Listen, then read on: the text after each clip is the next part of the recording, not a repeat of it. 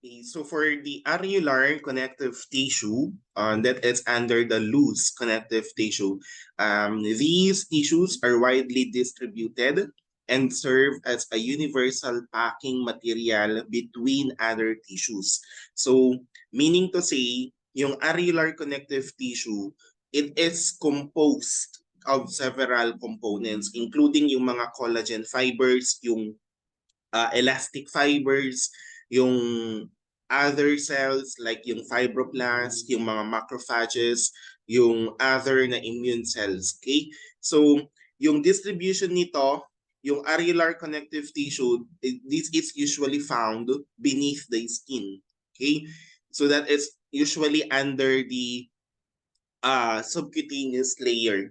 So, usually, sinosurround niya yung mga blood vessels, yung nerves, and even yung mga body organs, and within yung mucous membrane. Okay? So, it is, etong areolar, it is one of the most widespread connective tissues in the animal's body. So, next one, the functions of areolar connective tissue include the support and binding of other tissues. So, kaya't nasawan, niya areolar tissue ag-serve isuna as a universal packing material. Okay? Finifill in niya the spaces between various tissues and organs. So, it provides a structural support and nag-help siya to hold organs and other tissues in place. Okay? So, etong structural support na to, this is very essential in maintaining the overall integrity and organization of the body. Kasi if you could recall, doon sa epithelial tissue, di ba yung mga epithelial tissues natin, they are non-vascular or avascular. So wala silang blood vessels. Pero kumukuha sila or meron silang yung nutrients and oxygens na pumupunta sa kanila, it's usually being diffused from these connective tissues. So parang ganito na siya. They usually serve as a support and binding. Okay? Then, it also helps in defending against infection. So meron silang defensive role. So, very critical din to, yung role nito, kasi it contains, as what I've said kanina, etong areolar connective tissue, they usually contains immune cells, like yung mga macrophages. So, sila yung responsible in digesting pathogens. Okay? In digesting pathogens, in yung mga cellular debris, if there is an injury, yung mga foreign substances that could enter the tissue, sila yung unang da-digest kasi they have those immune cells. Okay? Etong immune response, tumutulong ito para makapag-protect sa body from infection and of course, will maintain yung tissue health na tinatawag natin. Then when a body region is inflamed, the areolar tissue in the area soaks up the excess fluid as a sponge and the affected area swells and become puffy, a condition called edema. Okay, we have now the edema management. And one of the remarkable functions of areolar tissue is its ability to manage edema, which is the swelling of body tissues due to excess fluid accumulation. So during inflammation or during injury, yung mga blood vessels in the affected area, it will become more permeable. Okay? Pag sinabing more permeable, it allows now yung fluids to leak into the tissue spaces. Okay? Si areolar connective tissue na, ang mangyayari dyan, nag-a-act siya as a sponge. So it will soak up yung mga excess fluid. So as a result, yung affected area, it becomes swollen and puffy. So this swelling, though it is uncomfortable, very crucial ito sa part ng katawan ng animal with its natural healing process. Kasi it brings yung mga immune cells, yung nutrients, yung oxygen to the site of injury, and it will help na makapag-flush away ng mga waste products. Okay? So overall, kung titignan natin si connective or si areolar connective tissue, it supports or it serves as a supportive and binding material between other tissues and organs, and it has its role sa pagiging for the immune defense by containing yung mga immune cells like yung mga macrophages. Okay?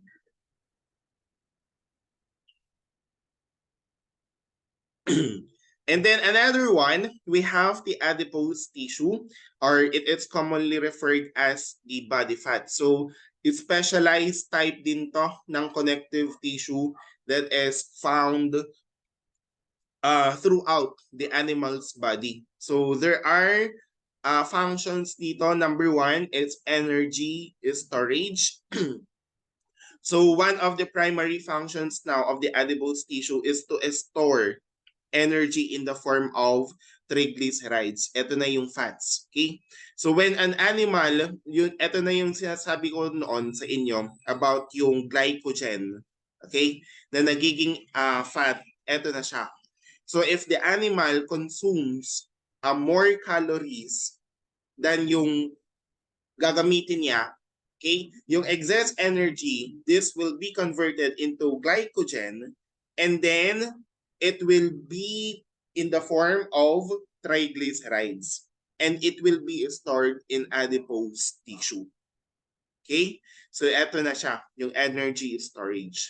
So during periods na merong energy deficit, if hindi natin napakain yung mga animals natin, so that is already a fasting. So yung mga adipose tissue na to, this will release now yung stored triglycerides as a source of energy. Okay? So etong process na to will help regulate yung energy balance and maintain yung mga stable blood glucose level para kahit papaano hindi kaagad mamamatay yung animals natin. Then second one, insulation and temperature regulation. So yung adipose tissue will act as an insulating layer beneath the skin. So it will help now to regulate yung mga body temperature, and it will provide yung thermal insulation by reducing yung heat loss from the body to the environment. So in terms of pag malamig yung panahon, yung adipose tissue, it will help conserve body heat by reducing yung heat conduction. However, during pag mainit masyado, okay, pag mainit masyado, it will help dissipate yung excess heat and maintain yung stable body temperature. Ganun yung ginagawa niya. Okay? Then third one, cushioning and protection. So si adipose tissue, it serves as a protective cushion around yung mga vital organs natin. Ano yung mga vital organs? We have the heart, we have the kidney, we have the liver. So, etong yung parang kasi si adipose tissue kasi parang meron siyang padding. So, yung padding niya, yun yung nag-a-absorb and nagdi-distribute ng mga mechanical shocks. So, that is now to provide protection against injury sa mga vital organs. Okay?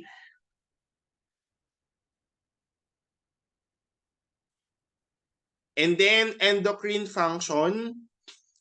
So si adipose tissue, that is an active, okay, an active endocrine organ. So nagsisecrete siya ng various hormones and nagsisignal ng molecules known as adipokines. Okay? So that is ADIPOKINES. Adipokines. So etong mga hormones, we have yung leptin, yung adiponectin, and then the resistin. Like for example, si leptin, LEPTIN, nagre-regulate siya ng appetite and energy balance by signaling yung brain when energy stores are sufficient or insufficient. Okay? Si adiponectin naman, nagre-regulate ito ng insulin sensitivity and inflammation.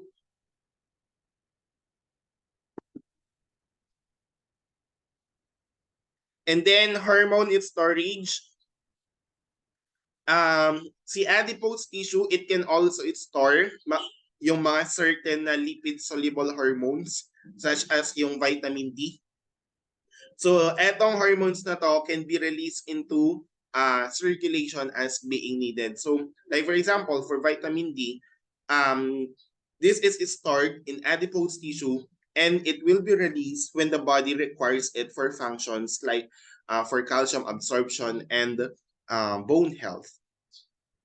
In terms of immune function, ganito din, like si areolar, si adipose tissue, it contains also immune cells.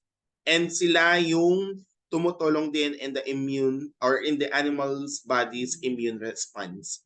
So, yung sinabi ko kanina, an example, we have the macrophages. They are found also in the adipose tissue and can contribute sa inflammation and tissue repair. Structural support, ganun din. Nagpro-provide din si adipose tissue ng structural support. Like kumbaga, it cushions and supports yung mammary gland ng animals natin. Metabolic role, ito naman is si adipose tissue, it usually influences yung overall na metabolism by releasing yung fatty acids and re-regulate nila yung glucose metabolism. So it plays a crucial role in maintaining metabolic homeostasis. And the last one, we have reproduction. They usually, it stores energy reserves that can be used during pregnancy and lactation ng mga animals natin.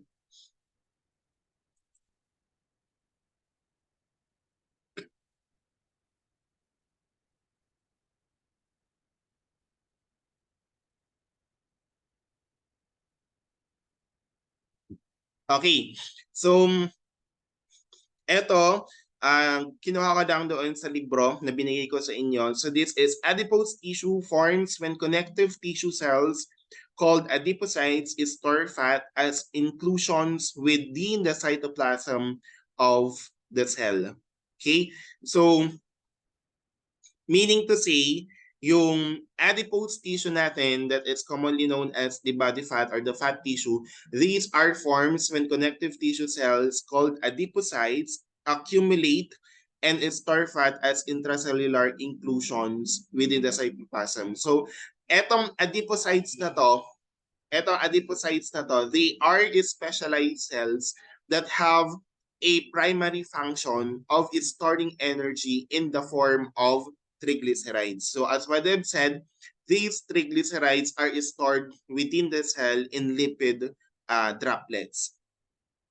So as more fat is stored, the cell eventually becomes so filled with fat that the nucleus is pushed to one side of the cell, which as a result becomes spherical. So as more fat is stored within an adipocyte, yung cell will undergo its structural changes. Specifically, the fat storage can cause the cell to expand significantly. So when the accumulation of fat is substantial already, it can now lead to a distinctive alteration doon sa cell's shape. So the nucleus within the adipocyte will be pushed to one side of the cell, resulting now in the cell becoming spherical in shape. So etong transformation from a relative small flat cell to a rounded lipid-filled cell is a characteristic feature now of yung mga mature na adipocytes. So next one, most fat in the animal body is white, although it may have a yellow tinge in horses and some breeds of dairy cattle because of carotenoids in the feed. So there are two primary types of adipose tissue in animals. We have the white adipose tissue and then the brown adipose tissue. So yung white adipose tissue, this is now the predominant type of fat tissue in the body, and it is responsible for energy storage. So it usually appears white or nagiging pale yellow in color. So yung na-mention dito na yellow tinge in horses and some dairy cattle is attributed to carotenoids present in their feed. Etong carotenoids kasi, they are natural pigments found in various plants, and their presence in the diet can influence the coloration of adipose tissue. So it's important to note that adipose tissue is not only involved in energy storage, but also plays various physiological roles. We have yung mismong for the changes ng cell sheet that is also a characteristic ng adipose tissue. However, yung amount ng adipose tissue, this is usually varying. So it could vary widely based on the factors such as we have the sex. Siyempre, iba din naman sa lalaki at sa babae. Sa its species, so iba sa baka, tsaka sa baboy, iba sa age, so young and adult, kasi mas madami yung adipose tissue ng adult, and then of course, genetics and diet.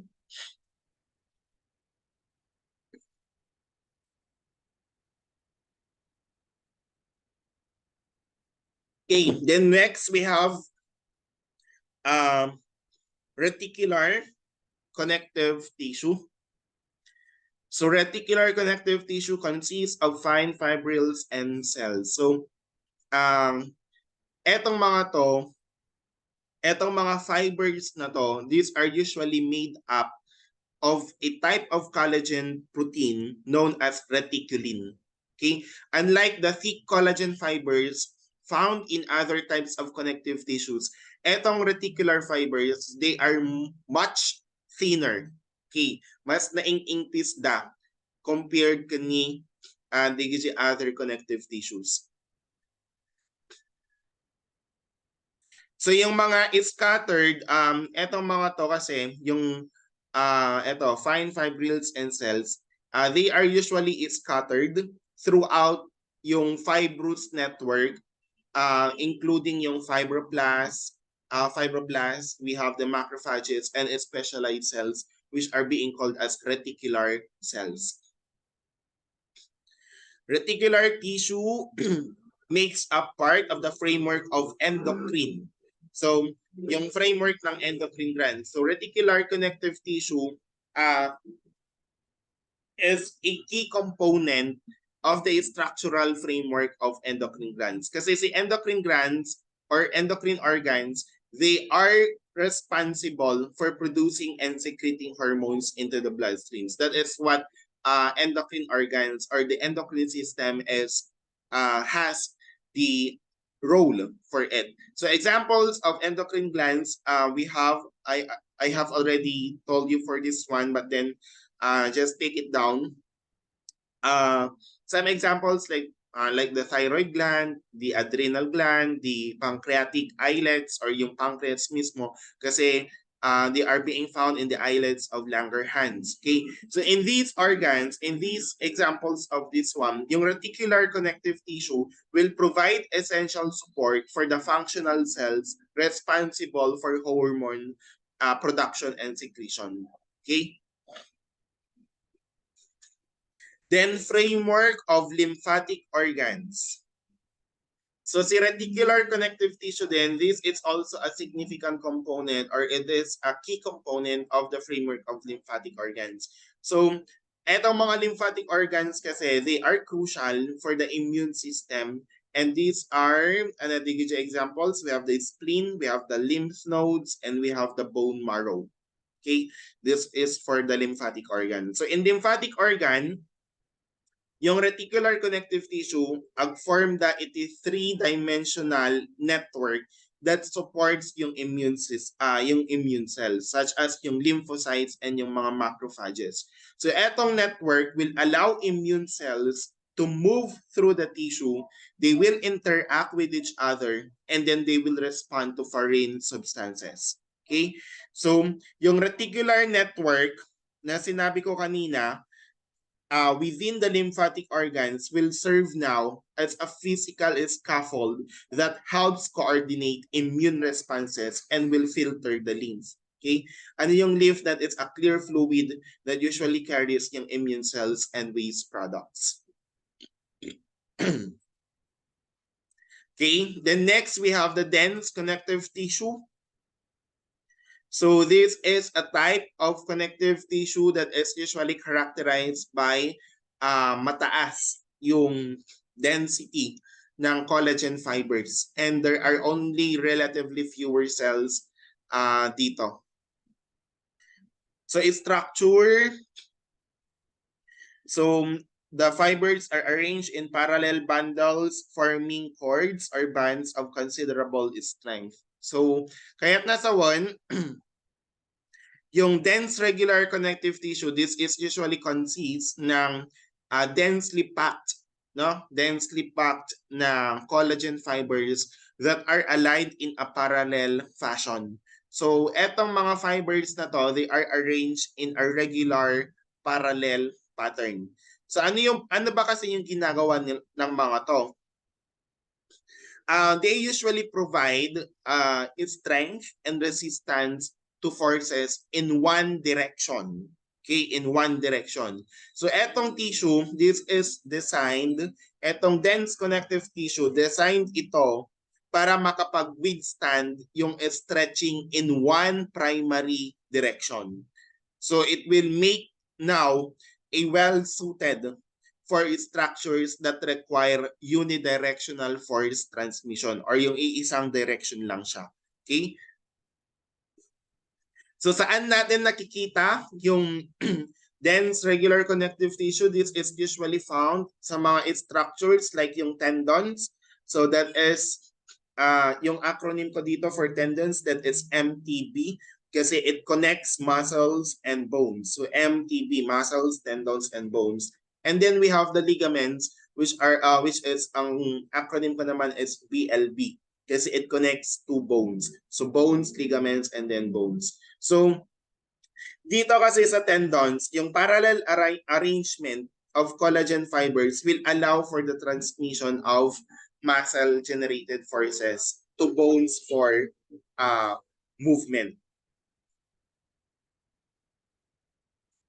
So paano ba yung arrangement ng fibers?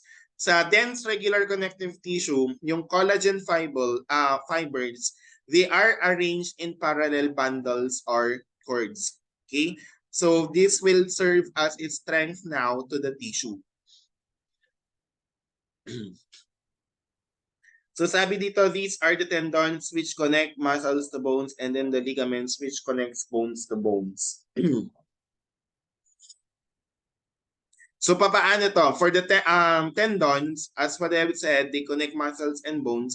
So nagiging connector sila between the skeletal muscles and bones. So when the muscle will contract, they will generate force which is transmitted through the tendons to pull on yung attached na bone. So this action results in the movement of the skeletal muscle. In terms of the ligaments,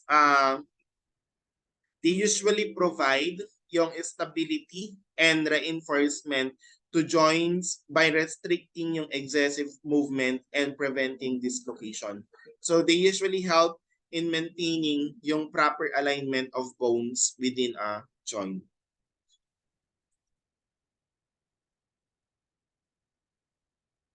Then next one, we have the dense irregular connective tissue. So etong si dense irregular connective tissue, unlike kay dense regular kanina, iisa yung direction. Ito irregular in the sense that there is a multi-directional arrangement ng mga collagen fibers. Okay? So Unlike the parallel arrangement that is usually found sa dense regular, yung fibers nito for the dense irregular is in dense irregular tissue that usually runs in various direction. That's why I've said it is a multi-directional arrangement.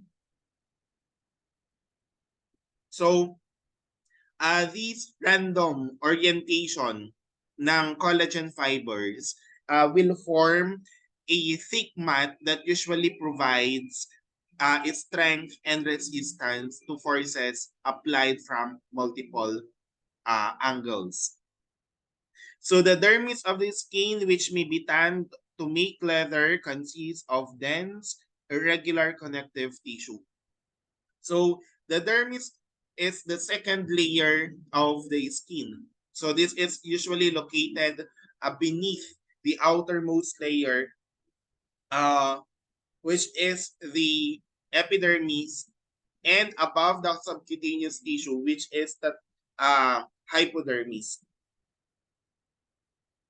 So for the dermis of the skin, usually there are uh, functions in terms of the dense irregular tissue. So number one dyan is yung strength and resilience. So nagpro-provide ito for the structural strength of the skin. So making it resistant in tearing or in damage from mechanical forces.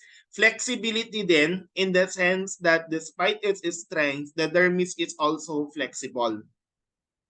So it allows now the skin na makapag-move, makapag-stretch, makapag-recoil as the body usually moves. So ensuring that the skin can adapt to the body's movements. And then attachments. So yung dermis kasi ng skin, it usually houses hair follicles. Okay? And even yung mga sweat glands, yung sebaceous glands, and nerve endings. So making it essential for sensation, for thermoregulation, and yung hair growth.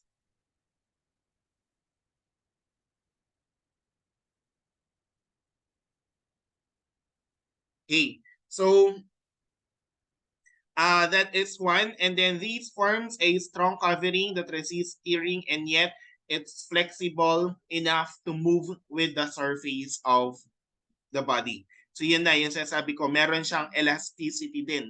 So while providing its strength and resistance to tearing, dense irregular connective tissue in the dermis also offers elasticity.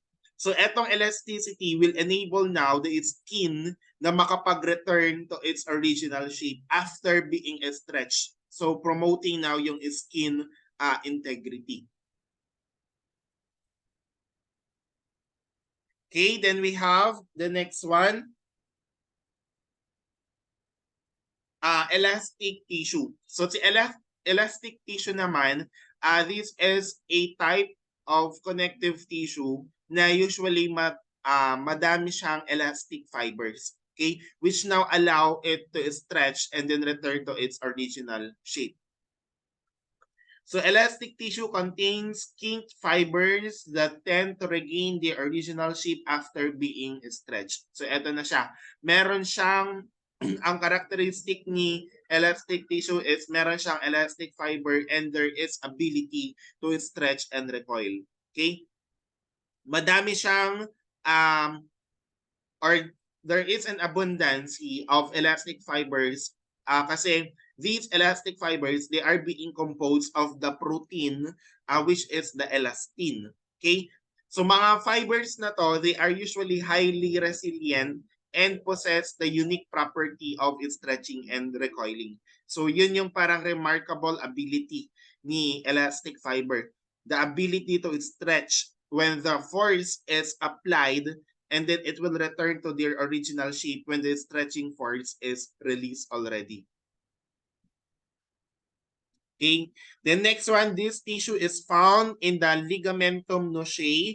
So yung ligamentum nocae, this is a strong band of elastic tissue located doon sa neck region, particularly sa mga horses and cattle.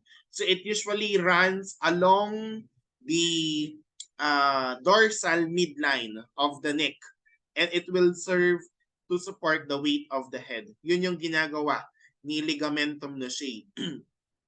So yung elasticity nature ng ligament na to will help reduce the strain on the neck muscles, and it usually aids in maintaining the head's position. So that is for ligamentum nocae. So elastic tissue also is found in the abdominal tunic. So si abdominal tunic naman, ito isa siyang structure na nagsusurround and nagsusupport ng abdominal organs. Okay? So it usually contribute sa resilience and flexibility ng abdominal wall.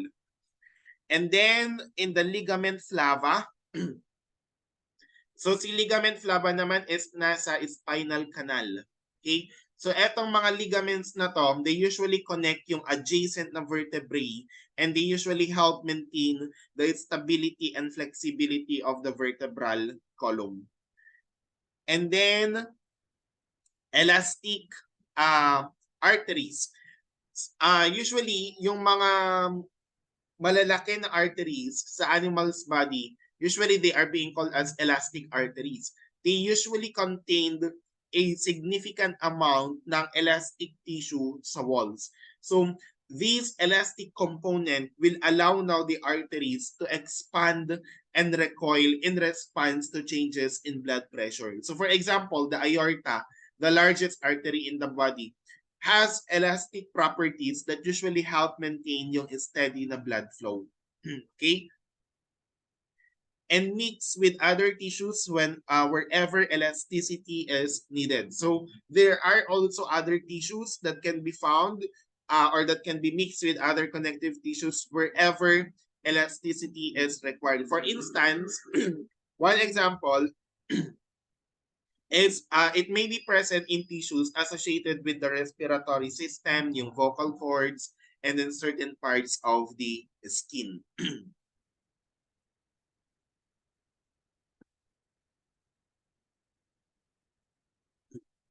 Okay, then next one, we have the cartilage.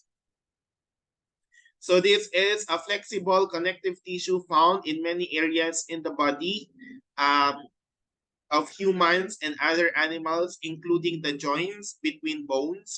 So joints between bones. So yung cartilage, it usually covers the ends of bones at joints.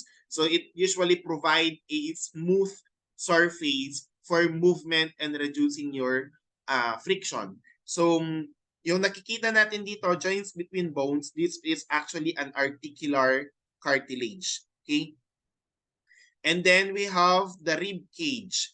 Yung costal cartilage naman, it connects the ribs to the sternum, which is the breastbone. So it will allow now yung flexibility during breathing and rib cage expansion.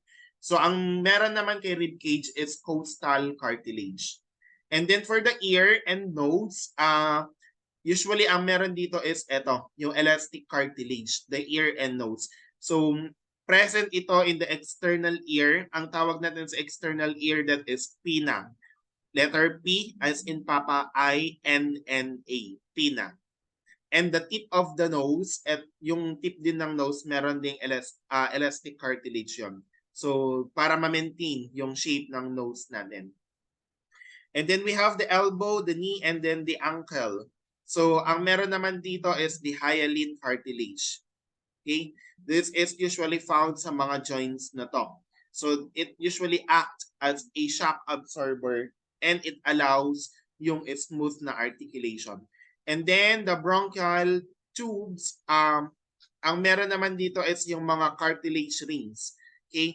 There are cartilage rings in the walls of the trachea and then in the walls of the bronchi that usually provide support and kinikip nila yung airways na palaging open. Okay? And then intervertebral disc, ito naman is the fibrocartilage. So fibrocartilage, that is the component of the intervertebral disc, which also cushion and provide flexibility to the vertebral column.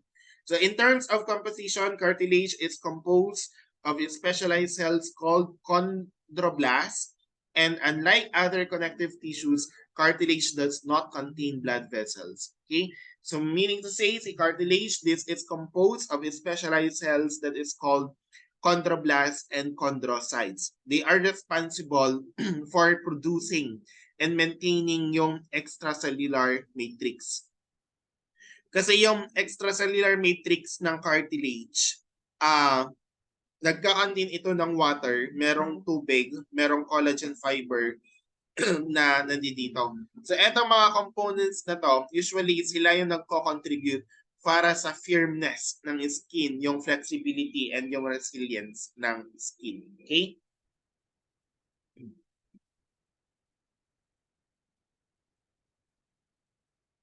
Okay, lack of blood vessels does not contain blood vessels. Ano naman to? One distinctive feature ng cartilage is that it is avascular, meaning it does not contain blood vessels. So yung nutrients and oxygen, they are obtained through diffusion from nearby tissues such as yung surrounding connective tissues and yung synovial fluid sa mga joints. So yung absence ng blood vessels sa mga cartilage will limit its ability para makapag-repair and makapag-regenerate ng compared sa mga tissues that there are robust na blood supply. Okay, so there are classifications of cartilage. There are 3 types: the elastic, the hyaline, and fibrocartilage. Ang ano lang naman sa elastic cartilage, as what I said kanina, this is usually found sa ear and sa tip of the nose kasi they usually contains yung mga elastic fibers. Si hyaline cartilage, meron siyang smooth and glassy na appearance and it is usually the most common type. Okay? And then for the fibrocartilage, this is usually a dense network now of collagen fiber, making it highly durable. So it is usually being found sa intervertebral discs, yung mga pubic symphyses, and then the certain tendons. So ganito siya. So una, we have the elastic cartilage. So elastic cartilage consists of a mixture of cartilage substance and elastic fibers. Okay? So etong mga to, yung composition ni elastic cartilage, this is usually composed of chondrocytes. Si chondrocytes, specialized cartilage cells is muna that it's responsible for producing and maintaining yung cartilage matrix. Okay? Kasi as what I've said kanina, si cartilage matrix, it contains water, collagen fibers. So that usually ang collagen fiber dito is usually yung type 2 na collagen. And then yung mga proteoglycans.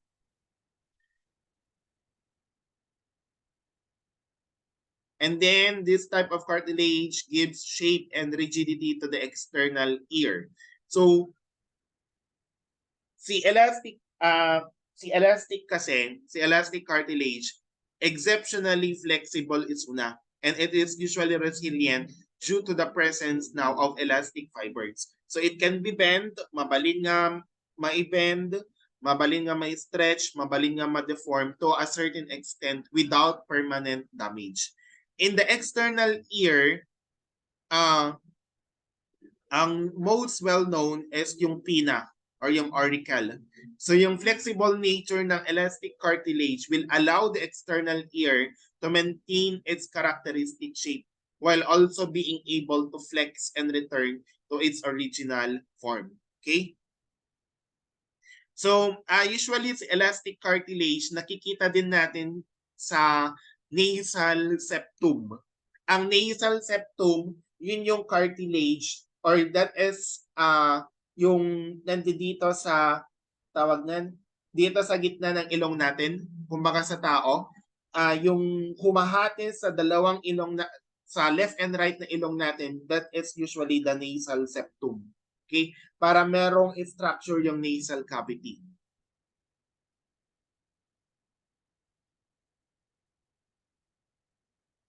And then we have the hyaline cartilage. is the glass-like covering of bones within joints. Okay. So ito naman is meron siyang smooth and glassy na appearance. Etong mga to. Kasi glass-like covering of bones, so meron siyang glassy appearance. So si hyaline cartilage is also composed ng mga chondrocytes which is responsible for producing and maintaining yung cartilage matrix. Ganun lang din naman si hyaline cartilage, ganun din yung collagen cartilage matrix niya. So sabi dito, this type of cartilage forms a smooth surface that reduces friction so that one bone easily glides over another. So one of the primary functions of hyaline cartilage is to form a smooth and resilient covering on the ends of bones within the synovial joints. So etong smooth surface will reduce the friction between adjacent bones. So it allows them to glide smoothly against each other during yung mga joint movements. So this will help prevent the wear and damage to the bones and provides ease of movement. So the actively growing areas near the ends of long bones also consist of hyaline cartilage. So etong si hyaline cartilage, it also important in the growth and development of long bones. So at the ends of long bones, there are areas which are being called as the epiphyseal plates or the growth plates. These plates are composed of hyaline cartilage and are responsible for longitudinal bone growth during pag nagiging matanda na yung mga animals natin. So as chondrocytes in the growth plates divide and multiply, the new cartilage is produced. So which is eventually, it will ossify, so that it's already the ossification into bone as usually yung mga animals natin will go mature.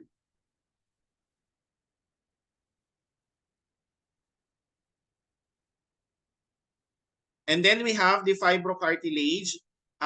This is usually distinguished by its unique composition. It contains both yung cartilage matrix and abundant na collagen fibers. So, etong unique composition na to will give the fibrocartilage its semi-elastic properties and exceptional strength. So, it consists of a mixture of cartilage and collagenous fibers which forms a semi-elastic cushion of great strength. So, ganun din, meron din tong chondrocytes similar to other types of cartilage. So, ganun din about the production of cartilage matrix. So the intervertebral discs between the bodies of adjacent vertebrae are composed of fibrocartilage. So in terms of functions of fibrocartilage, usually given na yan for the strength and resilience. So yung mga weight-bearing na structures nito, kayang-kaya nila. So kayang-kaya nila na makapag-withstand sa mga compressive na forces. And then meron din silang semi-elastic cushioning.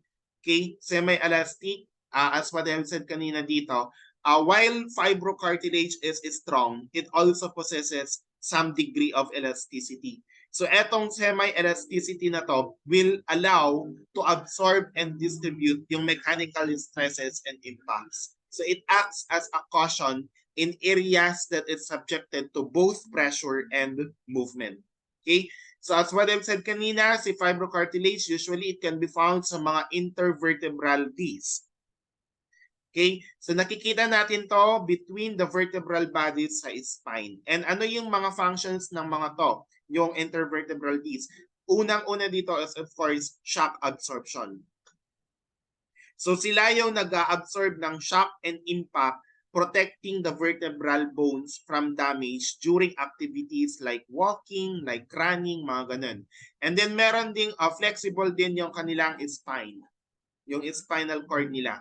Okay?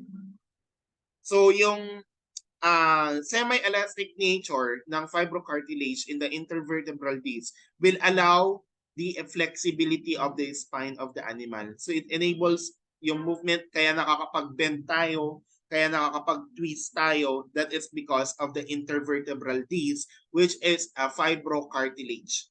Okay? Okay, and then we have the last one, we have the blood. So this is considered a specialized form of connective tissue. Blood is a bodily fluid in animals that delivers necessary substances such as nutrients and oxygen to the cells and transports metabolic waste products away from those same cells. Okay, so meaning to say, si blood, uh, it usually plays a vital role sa circulatory system of animals, and its unique um, composition is among connective tissues due to its fluid nature and distinct functions. Ano ba yung composition ni blood? So we have the blood cells and we have the plasma. So ano yung mga blood cells? We have the red blood cells or the erythrocytes. We have the white blood cells or the leukocytes, the platelets. We have the thrombocytes. And then for the plasma, that is usually the liquid portion ng blood and makes up about mataas yung majority of the composition or yung liquid portion ng blood. It is usually the blood or it is usually the plasma. So ano yung kulay dito? It's usually a pale yellow fluid. Ano yung composition? We have yung water, meron siyang electrolytes, meron siyang proteins, yung plasma. Ano yung mga proteins dito? We have the albumin and then the globulins. Meron din siyang hormones, mga waste products and nutrients like the glucose. So ano yung function ni blood? Syempre that is for transportation ng metabolic waste products. Okay, mga substances, mga ganun. So um for oxygen transport, kumbaga. So yung mga RBCs natin, they are responsible in transporting oxygen from the lungs to body tissues and organs, mga ganun. And then for nutrient delivery, ganun din, blood usually transport yung mga nutrients, including yung mga glucose, yung mga amino acids sa mga cells for energy production and growth. Okay? Then of course, waste removal then, that is also a transportation wherein yung blood will carry yung mga waste products like yung carbon dioxide, yung urea, and then it will be eliminated through respiratory and excretory systems. So it is a typical connective tissue since it does not bind, connect, or network with any body cells. It is made up of blood cells and it's surrounded by a non-living fluid called plasma. Okay? So, ang unique characteristic ni blood, fluid nature, unlike most other connective tissues, si blood is fluid. And it usually circulates throughout the body within a closed system of blood vessels. And ang unique din sa kanya, wala siyang connective tissue structure. So the blood does not have the fibrous connective tissue structure that can be seen in other types of connective tissues. Instead, it is a mixture of cells and plasma. Okay, so I hope this is now the end of our topic for animal tissue. So I hope that you have understood our learning, our lesson for today, and kindly internalize yung mga topics natin. So thank you very much for listening.